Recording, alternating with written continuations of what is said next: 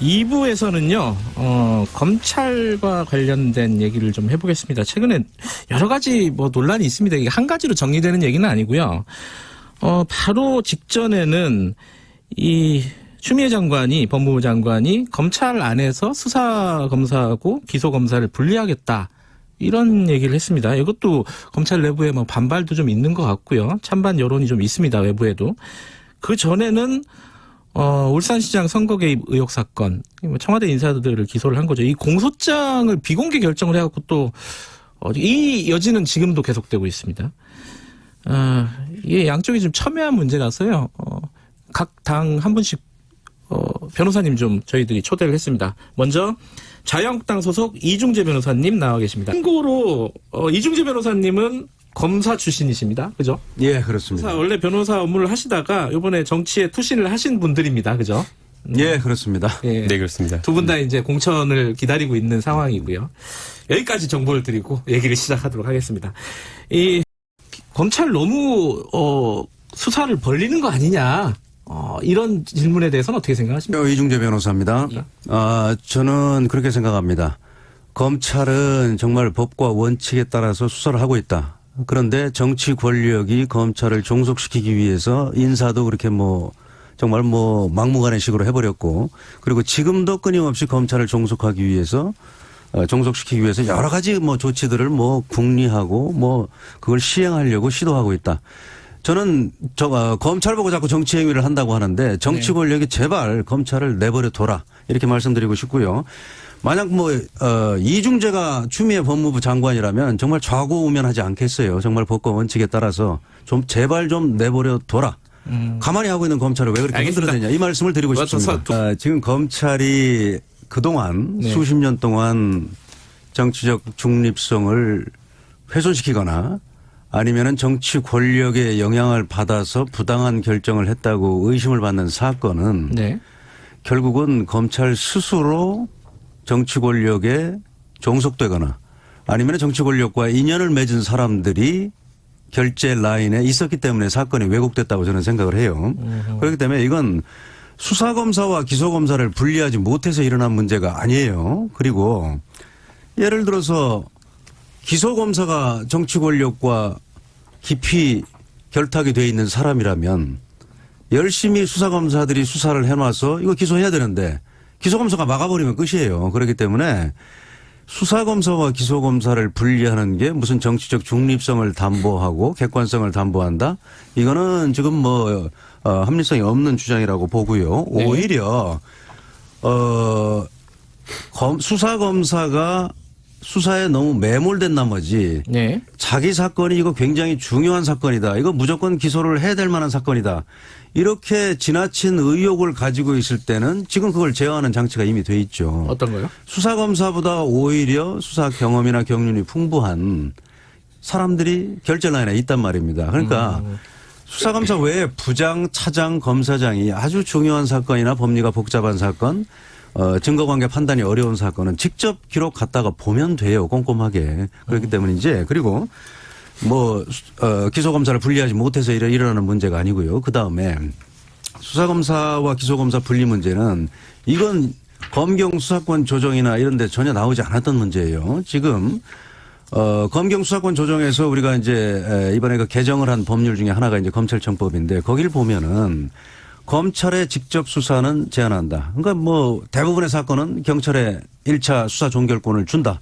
검사는 개입하지 말아라. 이렇게까지 해놨단 말입니다. 그리고 그러면 검사는 뭐 할 거냐. 정말 사회적으로 이목이 집중되는 사건, 대형 사건, 중요 사건. 그러니까 이제 대통령령으로 정하는 경제 사건 또는 공직자 범죄 사건, 선거 사건 또는 방위 사업에 관한 사건. 이런 사건에 대해서는 검사들이 그동안의 수사 경험과 경륜이 풍부하니까 이런 사건은 직접 수사하고 기소를 해라. 이렇게 해서 이미 합의가 이루어진 사안이에요. 물론 패스트트랙으로 그걸 통과시킨 거에 대해서는 야당의 반발이 있습니다만 어쨌든 이른 합의가 된 부분이 그거예요. 그런데 그러면 그런 중요 사건에 대해서는 검사들로 하여금 그래. 이런 사건은 정말 직접 수사해서 기소해라. 이렇게 법령까지 만들어 놓고서는 갑자기 생뚱맞게 수사검사와 기소검사를 분리한다? 이거는 제가 볼 때는 지금 뭐 청와대 하명 사건이다 이렇게 의혹을 지금 받고 있는 네. 뭐 대부분 한 13명이 기소가 됐습니다만은 결국은 뭐 울산시장 사건 이 사건에 대한 검찰의 하여튼 뭐 기소 가능성 이걸 원천적으로 차단하려는 그런 시도라고 저는 보입니다.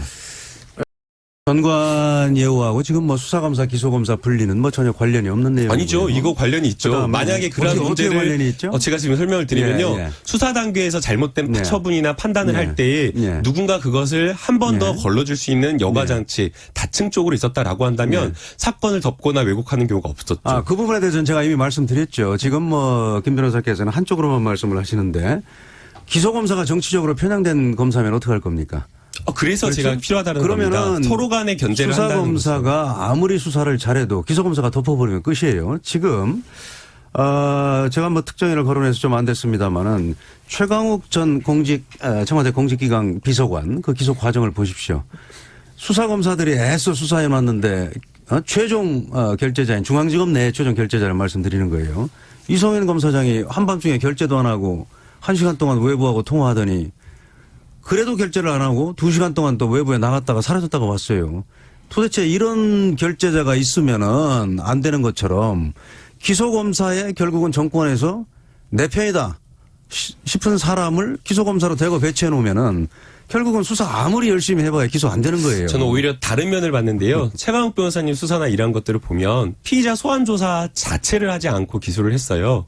그리고 기소한 시점이나 이런 것들을 보면 충분하게 공소시효나 이런 것들이 남아있는데도 불구하고 알겠습니다. 예. 설 전에 전격적으로 기소를 하는 그런 모습을 보였기 그 때문에 부분은 제가 오히려 거꾸로 이 제가 그 사건은 부분은 제가 좀 반론을 할 수밖에 거꾸로 이 없어요. 사건 짧게 같은 한 말씀 하고 경우에는 다음은 정치적 넘어갈게요. 수사지가 네. 아닌가 그런 생각이 듭니다. 최강욱 비서관을 조사도 하지 않고 기소했다는 거는 그거는 뭐 완전히 그 주객이 전도된 주장이에요. 뭐냐면 최강욱 비서관은 검찰의 소환 요구에 3차례나 특별한 이유도 없이 거부했던 사람이에요.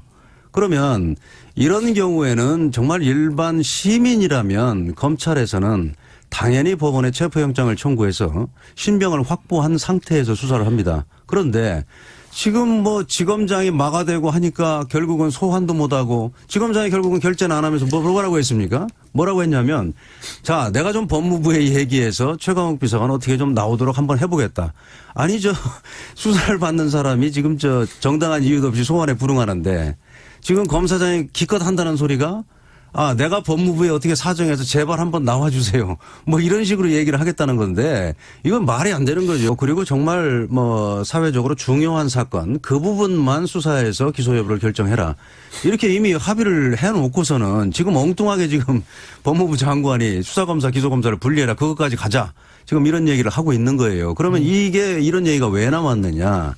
제가 볼 때는 이래요. 제 생각이 꼭 100% 옳다 이렇게 말씀드릴 수는 없겠습니다만은. 네. 지금 오히려 소위 말하는 정권에서 뭐 막다른 골목에 다다른 게 아닌가. 지금 뭐 막다른 골목에 몰려서 뒤로는 더 이상 갈 데가 없고 앞으로는 검찰의 칼날이 지금 턱 밑까지 다가오고 네. 하니까 지금 2판 4판이다. 이런 심정으로 지금 뭐 검찰 인사도 그냥 해버리고 제도 개선까지 했는데 그럼 결국은 저는 그렇게 생각해요. 검찰 인사를 통해서 검찰 칼날을 반토막 내놨다. 그런데 그 반토막을 가지고도 계속 수사를 하니까 이거 도저히 안 되겠다. 기소검사 제도를 둬가지고 거기에 우리 편 사람을 좀 심어서 수사 아무리 해도 이거 기소는 못하게 하자. 이런 대폭 수사팀을 교체해서 결국은 수사나 기소를 방해하려는 게 아니냐.